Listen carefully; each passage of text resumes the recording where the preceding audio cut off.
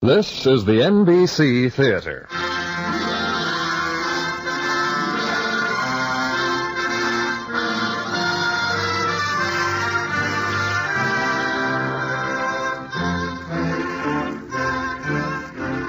From the NBC Theater in Hollywood, an hour-length drama adapted from the D.H. Lawrence novel, Sons and Lovers. The radio version is by Clarence A. Ross of NBC. At intermission, we will bring you a commentary on the writings of D.H. Lawrence by the noted author and literary critic Diana Trilling. A commentary which Mrs. Trilling transcribed in New York earlier this week. Here now, Sons and Lovers by D.H. Lawrence.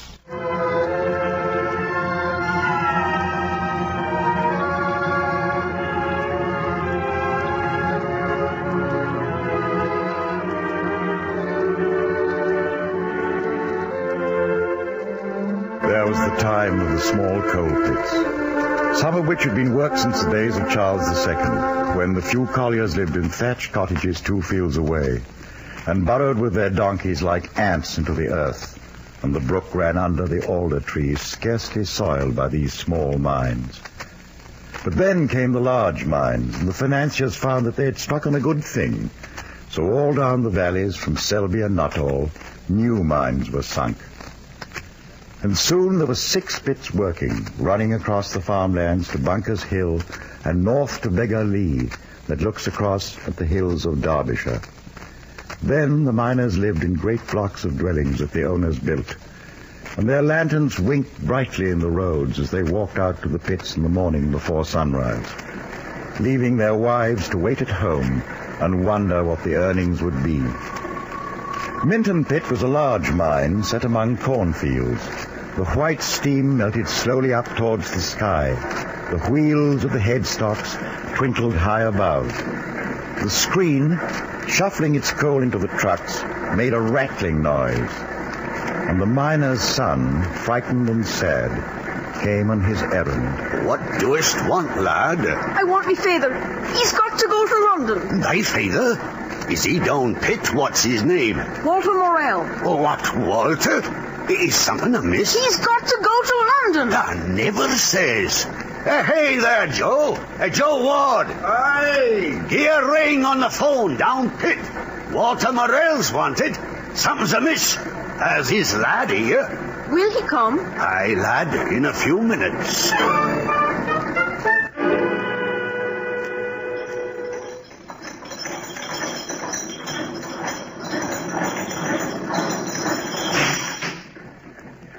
Is it thee, Paul? Aye, our father. Is he worse? You've got to go to London. He's never gone, child. Yes. How's ever again he's going to London to work? If he'd bide at home and gone down pit with me. When were you died, our Paul? Last night we had a telegram from me mother. It read, William died last night. Let father come and bring money.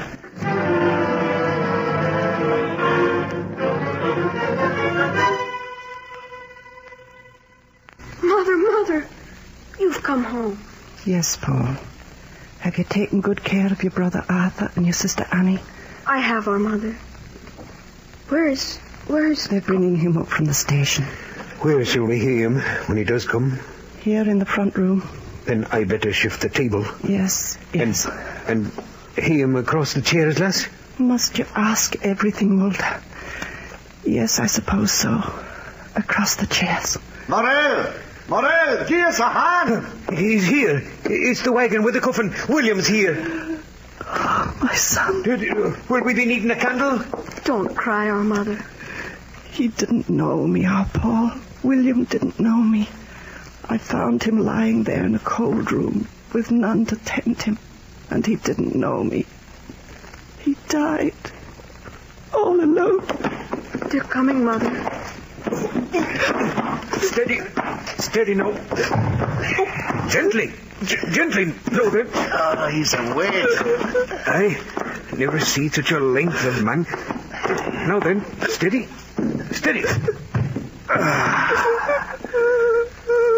Oh, my son. Oh, my son. Don't cry, our mother. Please don't cry.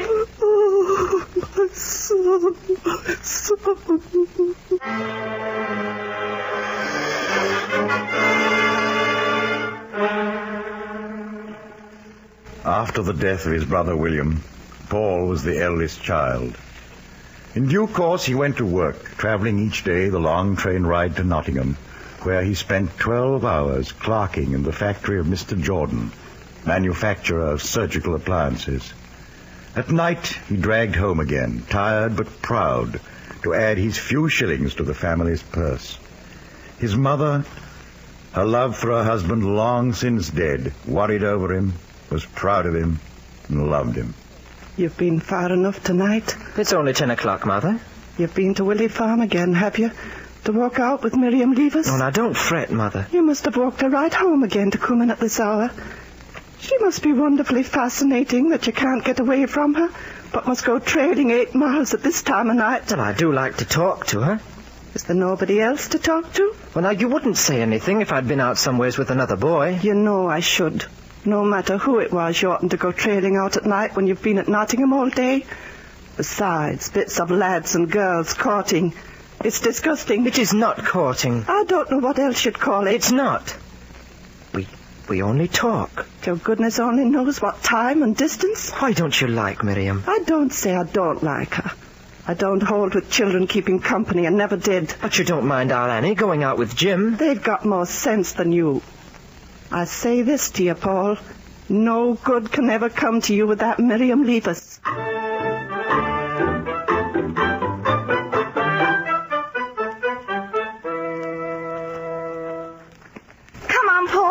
The swing's here in the cowshed. The boys put it up yesterday. Ah, I see it. Oh, we've got no place for anything like this in the bottoms where I live. That's a fine piece of rope, Miriam. Isn't it a fine swing? Oh, isn't it? Come on, then, and have first go. Oh, no. I won't go first. Here, I'll put some bags on the seat. See? Now it's comfortable.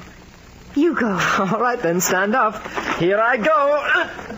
Paul! Not too high. Who's afraid? I can see clear to the edge of the wood when I swing up. You'll fall. I won't. Oh, it's a treat of a swing. Hey, look at the swallow. There he goes. Oh, you frightened him. That I did. He wasn't looking for anyone to swing right up to the roof. Oh, I've had too long a turn. I'm coming down. Oh, it's a treat of a swing, a real treat of a swing. Oh, now you go, Miriam. No, I won't. I'm afraid. Oh, come on, I'll give you a shove. No, I like to watch you swing, Paul. I don't want to do it myself.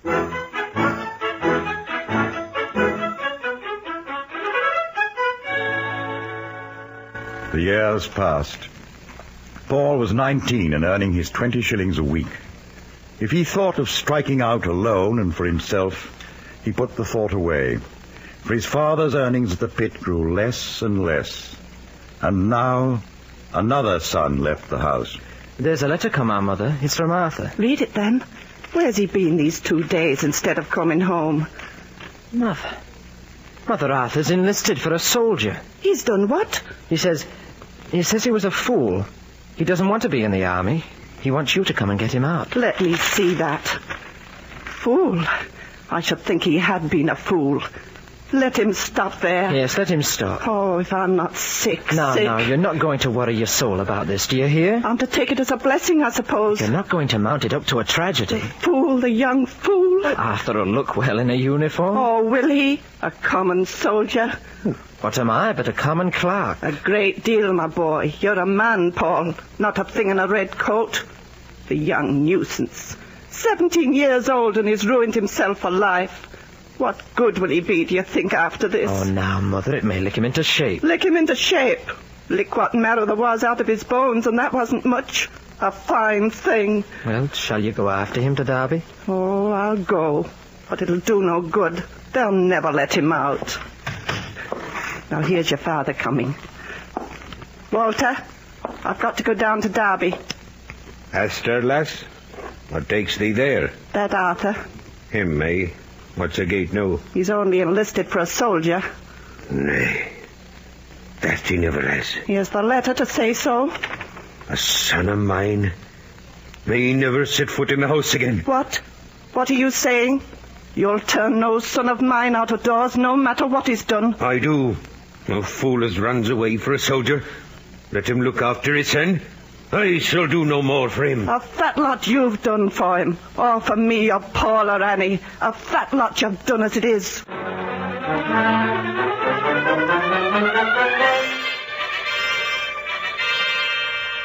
But Arthur was gone. Meanwhile, Paul continued with Miriam. But at times it was a torment to him. On warm nights they walked together in the fields, always talking.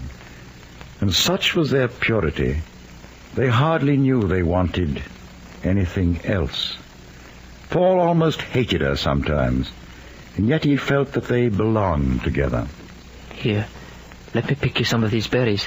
You can put them on. Oh, Paul, no. I always put flowers and things on just anyhow. I'm not clever with them. If you had these berries in your hair, you'd look like a witch, not a reveler. Why is that? I don't know. Why can't you laugh, Miriam? It almost seems to hurt you to laugh. I don't know. I wish you could laugh at me for just 1 minute. I feel as if it would set something free. But I do laugh at you.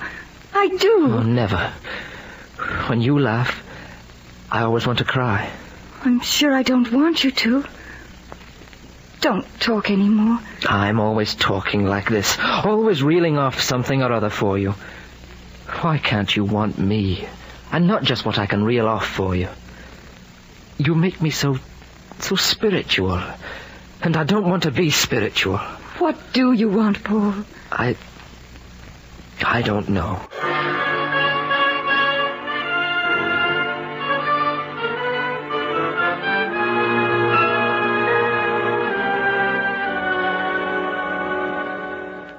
Paul was much at Willey Farm. At times, in the face of Mrs. Morell's cold disapproval, Miriam came to the Morell house and Paul would walk her home. Late one night, he reached his own home to find Annie in a fury. It's time you were coming in, our Paul. What's the matter now? You don't know how badly my mother is. Why is she badly? She could scarcely get home. Why could you scarcely get home, Mother? I found her here sitting, white as a sheet in arsons. Why could you scarcely get home? It was enough to upset anybody. It was all the parcels. Meat, green groceries, a pair of curtains. Why did you lug them? You needn't have. Then who would? Oh, let Annie fetch the meat. And I would have, but how was I to know? You were up with Miriam, instead of being home to help. Oh, what is it, Mother? Why are you badly? I suppose it must be my heart. I've felt it often enough. Well, why haven't you said so? Why haven't you seen a doctor? You'd never notice anything. You're too eager to be off with Miriam. Oh, am I? Any more than you with Leonard? I'm going to marry Leonard. And I was home at 9:45. And I'm going to bed. Good night, our Paul. You go to bed, too, before your father comes home. You know it's Friday and he'll be drunk again. And if you want anything to eat first, you'd better get it. No, I don't want anything. I brought you pork pie. There it is. No, I don't want anything. Why does Miriam come here always? Well, not because I ask her. She doesn't come without you want her. And what if I do? Nothing, if it was sensible or reasonable. But to go traipsing back up there miles through the mud and come in at midnight and go to Nottingham in the morning. And if it wasn't midnight, she'd be angry just the same. I should, because there's no sense in it. She wants to carry you off. She wants to leave nothing of you for me or even for yourself. Is she so fascinating that you put up with that? I do like her, but... Like her? It seems to me you're like nothing and nobody else. There's neither Annie nor me nor anyone now for you. Oh, what nonsense, Mother. We're just friends. I don't love her. I just like her. Then why do you fly to her so often? What do you find to talk about so much? Why, painting and books. You don't care about those things. No, and no more will you at my age. But I do now, and Miriam does.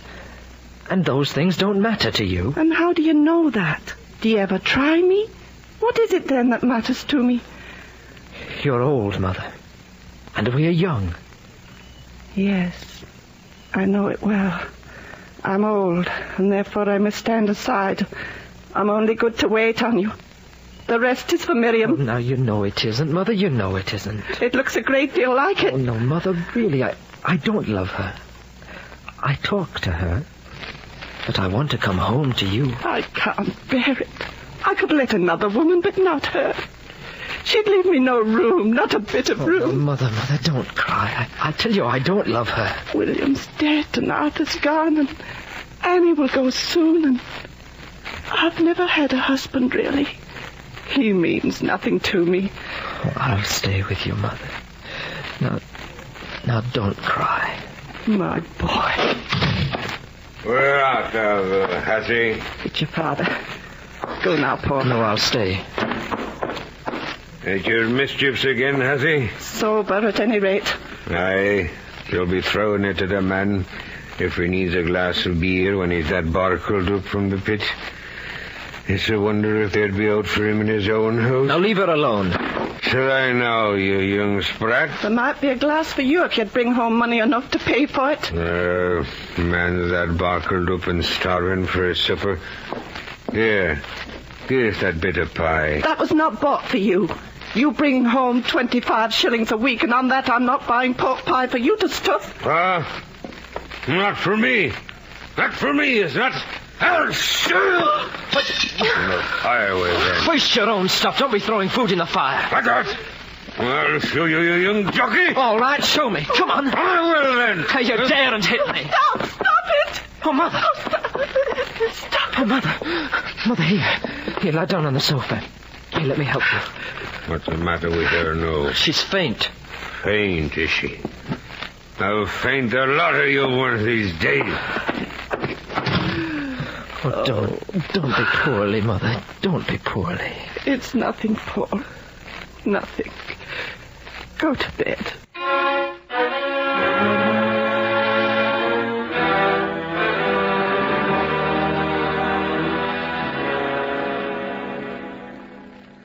Look at the daffodils, Paul. Aren't they magnificent? Magnificent? That's a little thick. They're pretty. Why must you always be fondling things? But I love to touch the flowers. Well, can't you like anything without trying to clutch the heart out of it? You're always begging things to love you. Paul, what's the matter with you? Oh, I don't know. Miriam, don't you think I come up here to the farm too often? No, of course not. We're friends. That's right. We're friends. That's just it. We're only friends. And maybe, if I didn't come here so often, you'd get to like somebody else, some other man. But I don't know any other man. And why should I? Well, maybe I oughtn't to see you so much, unless we mean to marry. Somebody's been giving you ideas. Your mother. She never liked me. Now, don't blame her. I just think we ought to break off. Paul, what has happened? This is no good, that's all. I'm lacking something towards you. But I don't understand. I know you don't. You never will. You won't believe that I can't do it. Any more than I can fly up like a skylark. Can't what? Can't love you.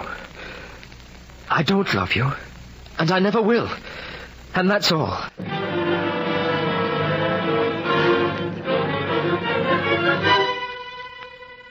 It was near this time that Paul's sister Annie married. He was a fine young man, steady, with a decent place. And Mrs. Morell was glad. Yet, sitting in the front room afterwards, it seemed to Paul she looked very lonely. It's not that I'm sorry she's married, but it seems strange that she should go from me. It seems hard. That's how mothers are. Shall you be miserable about her, Mother? When I think of my own wedding day, I can only hope her life will be different. Well, he's a good lad. He'll be good to Annie. Yes, he will. Folks say he's not good enough for her. But I say if a man has a good heart and a girl's fond of him, why then, our Paul, it should be all right. He's as good as she. You don't mind, then? I should never have let a daughter of mine marry a man I didn't think would be good to her. And yet she's gone, and I want her back. Well, at any rate, Mother, I shall never marry. Aye, they all say that, my lad. You've not met the one yet. Only wait a year or two. Oh, but I shan't marry, Mother. I shall live with you. We'll have a servant and a little house, a pretty house. Aye, my lad, it's easy to talk. We'll see when the time comes. What time? I'm nearly 23. Oh, you're not one as would marry young. But in 3 years' time... In 3 years' time, I shall still be with you. You'll see. We'll see, my boy. But you don't want me to marry, do you? My boy, you can't go through your life without anybody to care for you and do for you. I should say you can't. And you think I ought to marry? Sooner or later. Every man ought. But you'd rather it were later. Well, it's as the saying goes.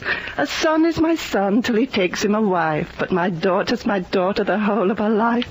You think I'd let a wife take me away from you? You wouldn't ask her to marry your mother as well as you. Well, she could do as she liked. She wouldn't have to interfere. She wouldn't. Till she'd got you. Then you'd see. Well, I shan't see. I'll never marry while I've got you. I won't. But I can't leave you with nobody, my boy. Oh, you're not going to leave me. Oh, you're only 53. You'll die when you're 75 and I'm 44. Then I'll marry a staid body, a fat widow, so I will. Oh, go and get your sleep, boy. We'll have a pretty house, you and me, and a servant, and you shall have lace on your bonnets. And we'll make trips to the seaside. And I'll grow rich and buy you fruit and flowers and sweets and everything you want. Oh, go and get your sleep, I say, and stop this dreaming. Mother, I've broken off with Miriam. Have you? Then what was all this talk about, marrying and giving in marriage? I've told you, Mother. I shall never leave you. We'll see. We'll see. But she never was good for you, boy. I'm very glad.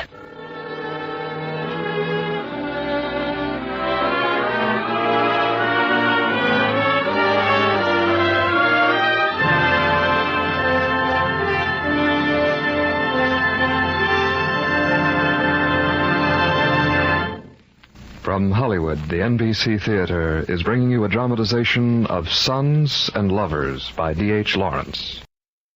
And now, our intermission commentary. Diana Trilling. When D.H. Lawrence died in 1930 at the age of 45, he left behind him an enormous body of work: novels, long and short stories, poetry, criticism, essays, travel pieces. But he is, of course, best known for his novels, and among his novels, Sons and Lovers is probably the one that has been most widely read, and read with the most sympathy. Like Samuel Butler's Way of All Flesh and Somerset Maugham's Of Human Bondage, Sons and Lovers is a developmental novel, the story of the coming of age of a hero. The hero, Paul Morell, like the central characters of most developmental novels, is the author himself. Even for our modern times, which are such personal times, Lawrence is an unusually subjective writer. There is scarcely a word he set to paper which isn't a frank record of his own experience and feeling. And in Lawrence's personal history, the single most significant factor was his complex relation with his parents. There are many versions of his mother and father in all of Lawrence's work, but the fullest portrait is in Sons and Lovers. Like Mr. Morell, Lawrence's father was a coal miner, an uncouth, uneducated, sensitive, darkly self-protective man. And like Mrs. Morell, Lawrence's mother was a woman of gentle birth, also fiercely self-defensive, very ambitious for her children, especially for her gifted son, Paul. Paul is Lawrence himself, the child who must free himself from his mother's overwhelming love if he would come to manhood.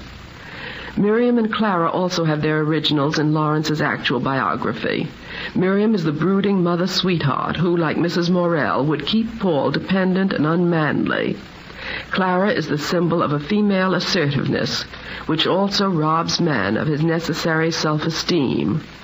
In actuality, as in fiction, Lawrence's mother died, leaving her son on the threshold of a maturity he was unable fully to grasp. But Lawrence was no ordinary person. His private sufferings were his genius. The question, which was the heritage from his childhood, became the central problem of all his work, both fiction and non-fiction. How does a man become a man? How does a woman become a woman? This was the problem Lawrence saw as the central problem of modern life, underlying all our social and political disquiet, and at the heart of all our personal despairs. As he went on in his career, Lawrence indicted the whole of civilized life because it was destructive of this very essence of existence, the human being's capacity for coming to terms with his biological nature. But Sons and Lovers is an early book.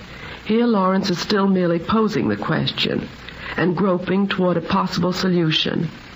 Sons and Lovers is a first statement of the sexual theme on which one of the most original and courageous minds of our time was to place so many rich and fruitful variations. Thank you, Mrs. Trilling. Our radio version of Sons and Lovers will continue from Hollywood after a brief pause for station identification.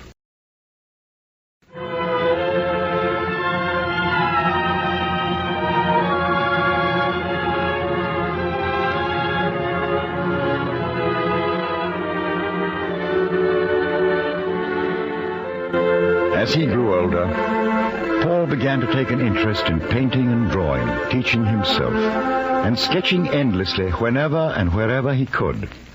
Often he would sit through an evening working with his pencils and his colors, while his mother sewed or read nearby, and glanced proudly at him from time to time.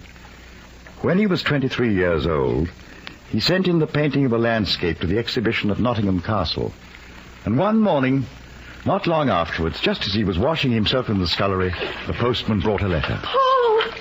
What is it, Mother? What's the matter? Oh, my boy, I knew you should do it. I knew it. But what is it? Well, happily, I brought you some good news in that letter, Mrs. Paul's picture's taken first prize at the exhibition press, and it's sold for 20 guineas. First prize? Oh, that's something like that is. And a major has bought it. Oh, it looks like meaning something, that does, Mrs. Morrell.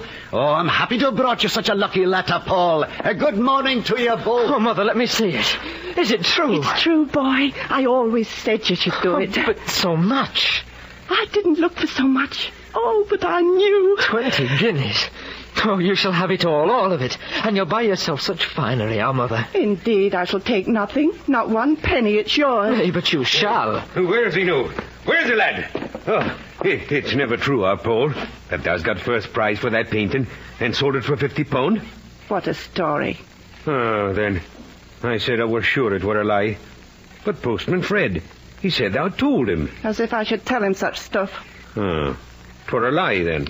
It's true that he got the first prize. Has he become? As for £50, that's nonsense. It's sold for 20 guineas. 20 guineas? That never says. 20 guineas for a bit of a painting is knocked off in an hour or two. Ah, that's a fair return, my lad, it is. When dost handle the money? I don't know, Father. When the man has sent his painting, I've no doubt. 'Tis a proud thing. Aye, and me old lad did have done as much if they hadn't killed him. My William. Now, don't speak of him. You know it hurts my mother. Never mind, lad. Go in, Walter, and wash the pit dirt off you. Aye, and I shall. And don't go tracking yourself out here to try and get dressed. You can dress as well in the scullery. Thou sees I shall come out to warm my breeches at fire. Should thee like to clap thy son into breeches as cold as a tub of water? Get along about it, then. You'll be a gentleman, Paul. A success and a gentleman. You'll go to dinner in fine houses and wear an evening suit and all. And where will I be getting an evening suit from, Mother? You shall wear William's. I have it still upstairs. William's? It cost £4.10 and he only wore it 3 times. Should you like me to wear it, Mother? The living need it, and the dead don't. It's beautiful stuff. I could never find it in my heart to let your father wear the trousers, and very glad I am now. Well, I'll have it then if you want me to. I shall look like a swell, shan't I? I'm glad you will. But when's all your cleverness going to bring you happiness, I should like to know? Happiness? What is happiness? How am I to be happy? That's for you to judge. But you'll have means now. You can find a good woman who'll make you happy and settle down and stop fretting about. You mean take life easy? I think that kind of happiness would bore me. You'll never give it a chance. Oh, what does it matter? What does happiness matter as long as life's full? It does. You ought to be happy, Paul. How could I bear to think your life wouldn't be a happy one? Well, aren't I well enough off? You're not, my son. You're fretting and wandering. One ought to be happy, one ought. Oh, never mind, little one. So long as life isn't paltry or miserable, the rest doesn't matter. Happiness or unhappiness. But I want you to be happy, Paul. It's all I want. Nay, my dear. Say rather, you want me to live.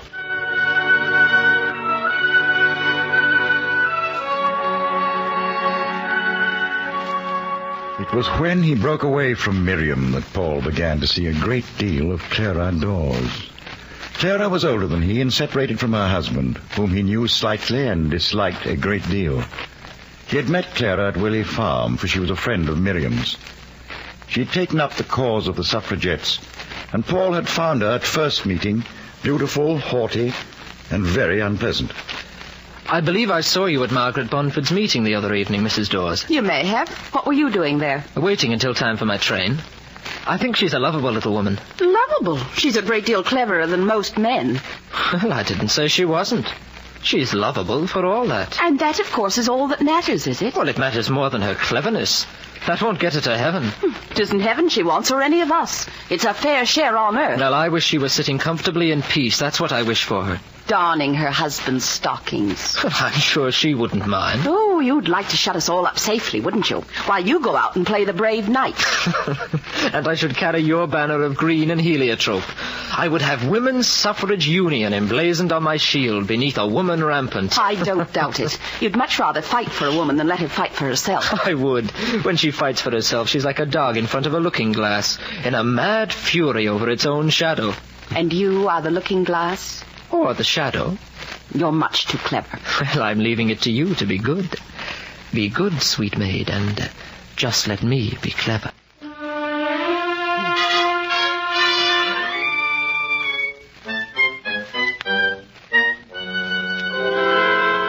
That was how they met at first. But the second time it was very different. Paul had occasion to take her a message. He found a little dark house in a mean street and a little dark kitchen with a tall, forbidding woman in it, who was Clara's mother, and where the two of them earned a few shillings livelihood, drawing and carding lace. And Clara was humble and ashamed. Sit you down. And mind you don't disturb the lace anywhere. And I'll try not. Will you drink a bottle of stout? Oh, no, thank you. Nonsense. Clara, get him a bottle of stout. Mother, please, if he doesn't want it. He looks as if he could do with it. You haven't a healthy colour, young man. Light a cigarette if you like. So long as you don't set the house afire. Thank you. Nay, you needn't thank me. I shall be glad to smell a bit of smoke in the house again. A house of women's as dead as a house with no fire, to my thinking. I like a man about, if only to snap at. Clara, you dawdling. Get back to that Jenny. Do you like jennying lace? What can a woman do? There's no decent work for us, thanks to the men. No, then you shut up about the men. If the women wasn't fools, the men wouldn't be bad uns. That's what I'd say. You're at Jordan's? Yes. Clara had a good place there once, and a husband, too. Now she's got neither one nor t'other. Stop it, can't you? Would you care to be back at Jordan's? I could watch out for a place. I don't think so. Oh, yes, she would. She'd thank her stars if she could get back. Don't you listen to her. She's forever on that eye horse of hers. And its back is that thin and starved. One of these days it'll cut her in two.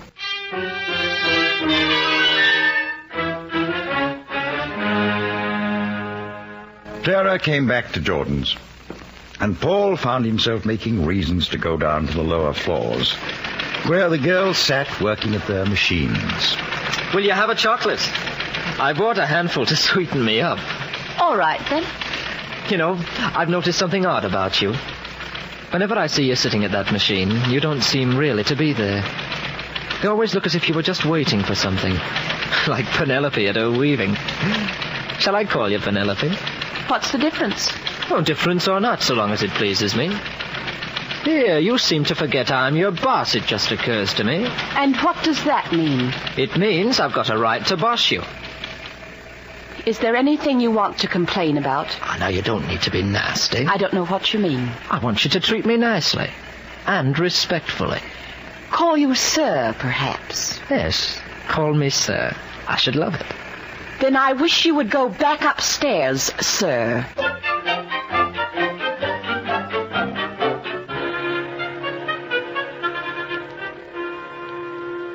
We ought to be getting back to the factory. Oh, let's keep walking for a bit. It's no matter. How old were you when you married? 8 years ago. 22. Why'd you leave? When did you leave him? 3 years ago. 5 years. Did you love him when you married him? I thought I did, if I thought about it at all. I seem to have been asleep all my life. And when did you wake up? I don't know that I ever have. He didn't wake you? No. He never really mattered to me. Was he horrid to you? He sort of degraded me. I felt as if I wanted to run and was all tied up. And were you horrid to him? In what way? I don't know. Didn't you do something that knocked him to pieces? Didn't you make him feel as if he were, well, nothing? You are so clever, my friend. He was brutal. Why did you leave him finally?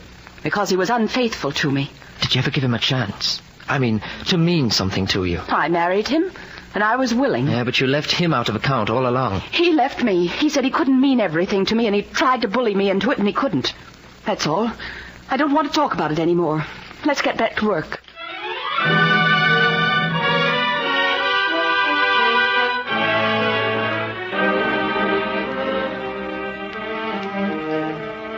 Paul's days and his thoughts began to be filled with Clara. Each day at noon during the dinner hour, they walked out together. And finally, on a Monday, they had a half holiday.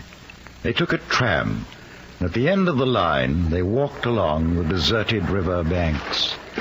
The Trent's very full. Yes. Oh, be careful, the path's slippery. I'm all right. You've been so silent. What are you thinking? Oh, nothing.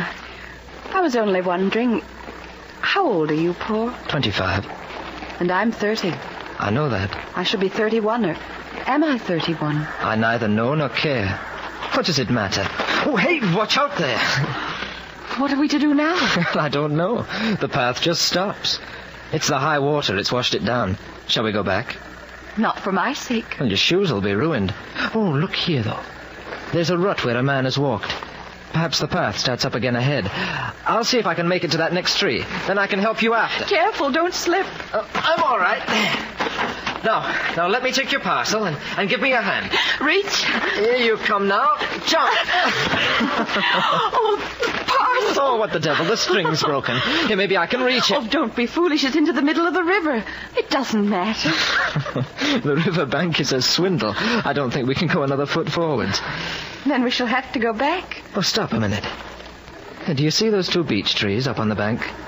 There's a patch of ground between them. Let's go up there. Come on. Oh, now this slippery. Oh, don't be frightened. Have a hold of you. One more step. Now. There. The mucky river will not reach us. No. Here, sit down. It's damp. On my coat. All right.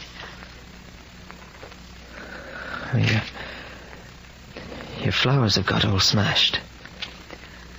What does it matter? It doesn't matter. There's no one to see.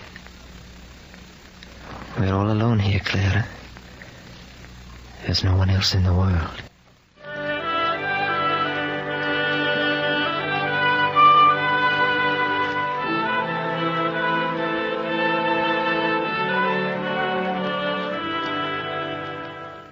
Where have you been, Paul? Oh, down Clifton Grove, Mother, and by the river, with Clara. Mrs. Dawes? Won't people talk? What if they do? Well, you know what folk are. I can't help it. Their joy isn't so almighty important, after all. I think you ought to consider her. Do you ask her opinion? What of? Of you and she together, of the whole thing. I don't care. Is she in love with you, Paul? Perhaps. And you with her? I don't know. I don't know what's the matter with me, Mother. I don't think I can love. That's nonsense. No. To marry, for instance. I don't want to marry Clara, or anybody else. Plenty of time for that yet. Oh, no, Mother. I love Clara, perhaps. And I did Miriam, perhaps. But to give myself to someone in marriage, I can't. I couldn't belong to them. They seem to want my soul, and I can't give it them. You haven't met the right woman. I shall never while you live. We'll see, my son. And meanwhile, I think you ought to consider what people will say. Well, so I do. What can they say? I believe you're jealous. You know I should be glad if she weren't a married woman. Oh, now that's nonsense.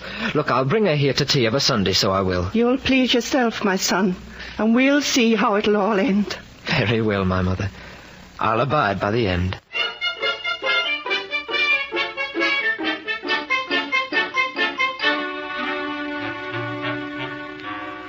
Clara, do you ever want to marry me? Do you me?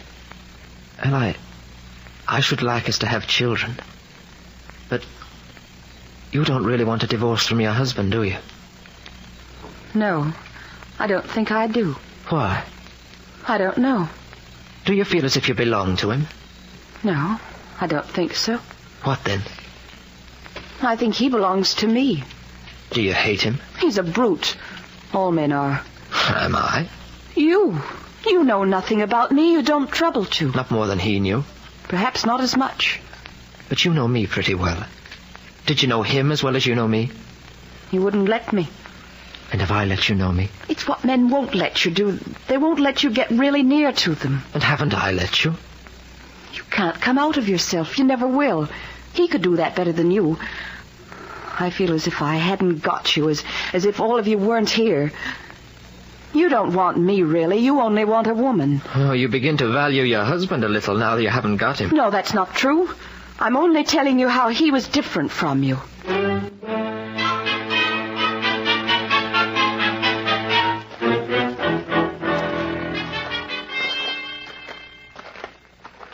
Good evening, Mr. Morrell. What? Oh, great heavens, don't jump at a man on a dark road like that. I can't see who it is. Good evening. Half a minute there, my lad. What is it? Who is it? I've got a train to make. You'll catch no train this night. Can they see my face now, you varmint? Doors. Aye, Doors. I've got you now, have I? You think you can go gallivanting about making free with a man's wife, eh, my young puppy?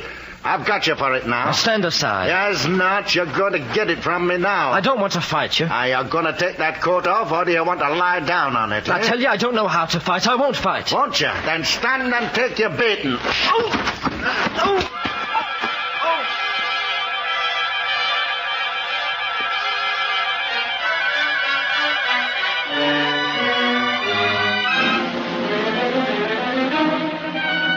Afterwards, there was a gnawing, a sickness at his heart. His life seemed unbalanced, as though it would smash into pieces. And then one day... Paul, is it you? Oh, Annie, what are you doing here? Have you come on a visit? No visit. Is my mother ill? She's not very well. Is she in bed? Yes. Don't upset her, our Paul.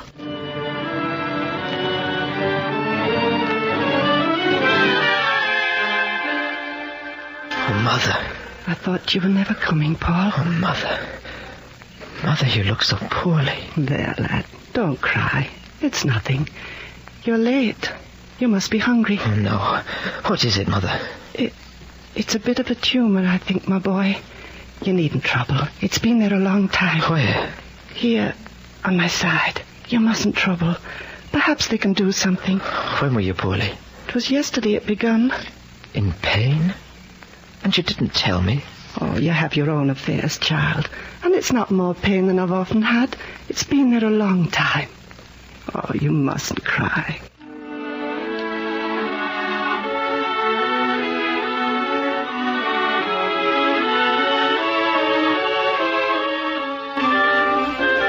Did you sleep, my dear?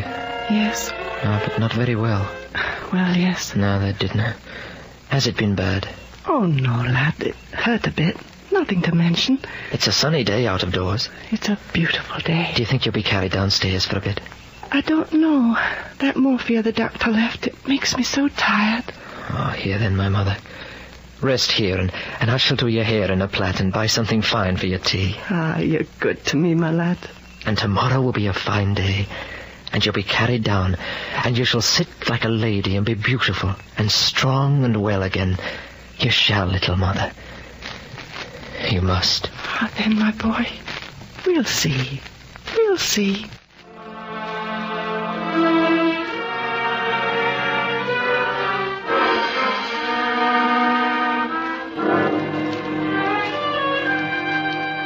parson called today, Paul. Oh, did he? He said for me to be thankful I was dying. He told me I'd have my mother and father and my sisters and William in the other land. And do you believe it, my mother? I said to him as I'd done without those for a long time, and I would still. It's the living I want, Paul, not the dead. Oh, but you suffer, little one. If I had to die, I'd die. I'd will to die. Do you think I haven't? Do you think you can die when you're alive? Mother, shall you have anything to eat? Perhaps I'll have a cup of pinches. It'll only keep your strength up. I know, Charlie. But there's such a gnawing when I don't eat. I can't bear it. Bring me something, Charlie, please.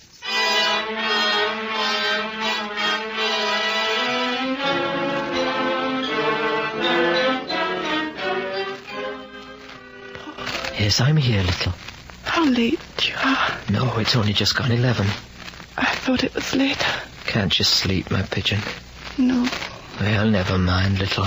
Never mind, my love. I'll stop with you half an hour, and perhaps it'll be better.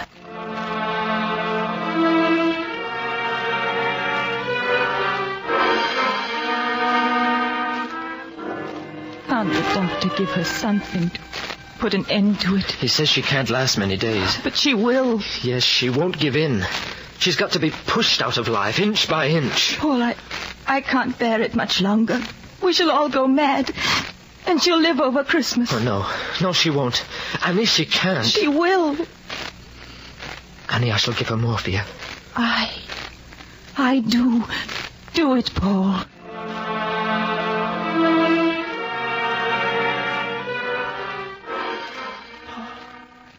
The milk's bitter. Oh, it's a new sleeping draught the doctor left. He thought it wouldn't make you so tired in the morning. I hope it won't. But it's bitter. We know, love. We'll give you some clean milk afterwards. Yes, do, Annie. This is horrid. Never mind, love. Let us settle you down. You'll go to sleep now.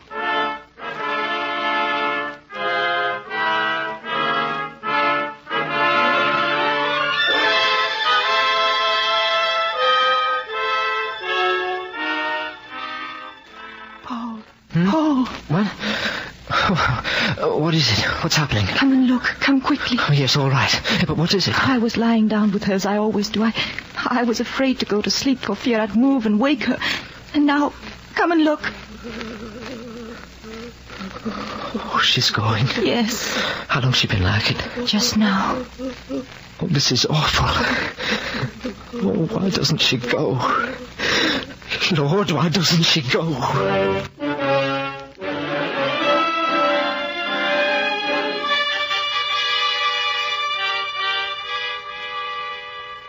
I'd better stuff to home, lad. Doesn't you think? No, my father. Go to work. She'll last through tomorrow. I think she canna. Go to work, my father. She won't die. Paul, she's gone. Oh, Mother. She's better. Remember, dear, she's better. My love.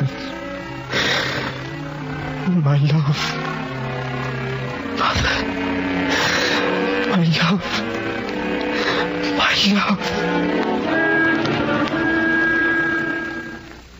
It's nigh midnight, boy. Where has been? I don't know. I went out. I thought they were never coming, lad. I didn't think you'd sit up. Annie's gone to her home.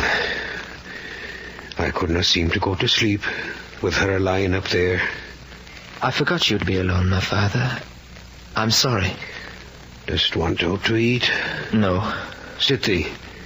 I made thee a drop of hot milk. Get it down thee. It's cold enough throat. No, I don't want it. Get it down thee, boy. There needs it. There looks like death, I sin.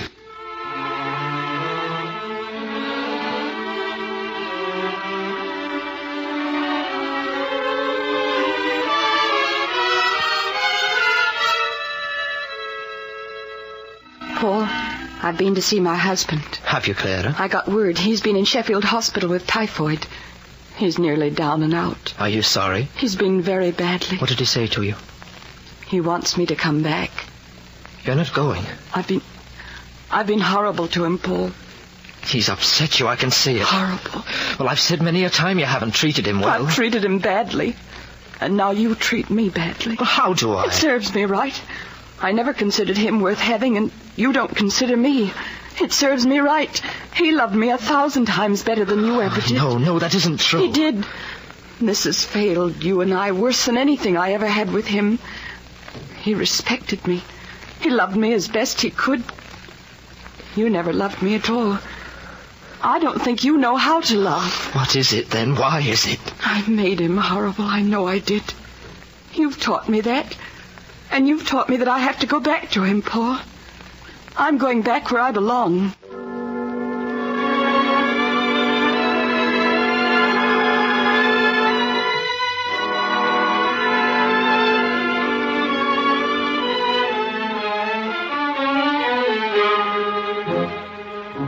It was kind of you to call, Miriam. I wanted to say how sorry I felt about your mother. She's gone. We won't talk about her. Will you drink some coffee? I should like some. Let me see your sketchbook, Paul. It's a long time since we used to talk over your paintings together. Oh, it's not worth looking at. I don't work at it anymore. Why? Oh, I don't know. I can't seem to find life in things anymore. You will again. Yes, perhaps. Did I hear something about you earning your own living now? Yes, I'm teaching. Well, I say, that sounds all right for you. I suppose you're glad. Very glad. Yes, it will be something. I think it will be a great deal. Why do you think it won't? Well, you'll find earning your own living isn't everything. No, I don't suppose it is. I suppose work can be nearly everything to a man, though it isn't to me. But not for a woman. A woman can give it only the unimportant part of herself. If that's true, it's a great shame. Yes, it is. But then I don't know everything. How are things with you, Paul? Oh, about all right. Nay, I think not. Paul? Yes? I think we ought to be married. Why? See how you waste yourself. You might be ill, you might die, and I never know. Oh, it would be no more than if I had never known And you. if we married? At any rate, I could prevent you wasting yourself and being a prey to other women like Clara. A prey? So you were. Well, I'm not sure. I don't know if marriage would be much good. I only think of you. Yes, I know you do. But you want to put me in your pocket. I should die there. I should smother. And what will you do otherwise? I don't know. Go on, I suppose. Perhaps go abroad. Paul, it's a waste. Perhaps. Will you have me, then? To marry me? Don't look so pained. Don't make it my choice. Choose. Do you want it? Not very much. Then it will not be. Now I must go.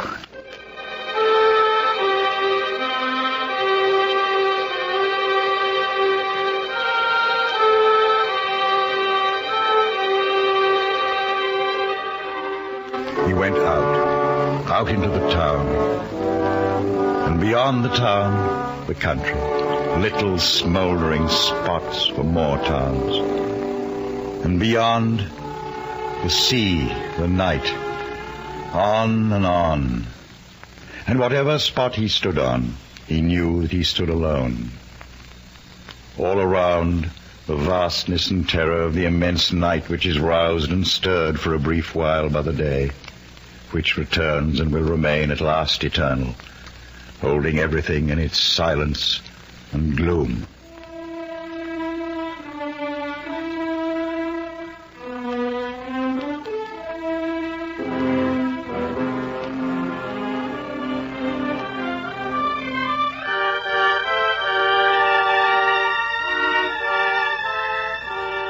She's dead. What was was it all for? Her struggle. You're alive.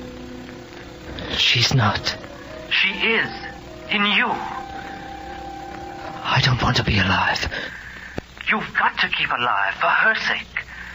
You've got to carry forward her living. You've got to go on with it. I don't want to. I don't want to. Oh, Mother. Oh, Mother.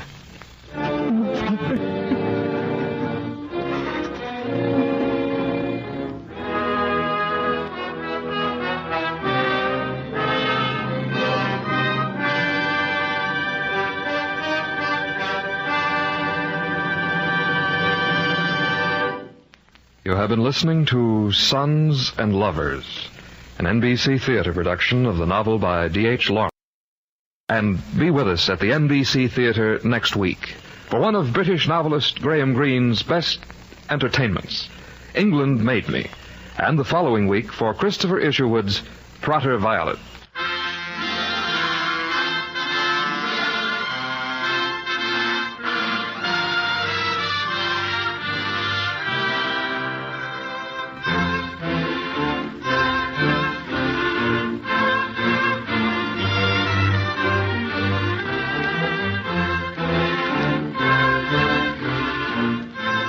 Sons and Lovers was adapted for the NBC Theater by Clarice A. Ross. Our intermission commentator was Diana Trilling, whose commentary was recorded. In today's cast, Ramsey Hill was the narrator, Alec Harford was a minor, Terry Kilburn was Paul. John Ramsey Hill was Paul the child, Donald Morrison was Morell, Norma Varden was Mrs. Morell. Virginia McDowell was Miriam, Alma Lawton was Annie, Monty Margetts was Clara, Otla Naismith, her mother, Tudor Owen was Dawes. Your announcer, Don Stanley. The director of the NBC Theater is Andrew C. Love.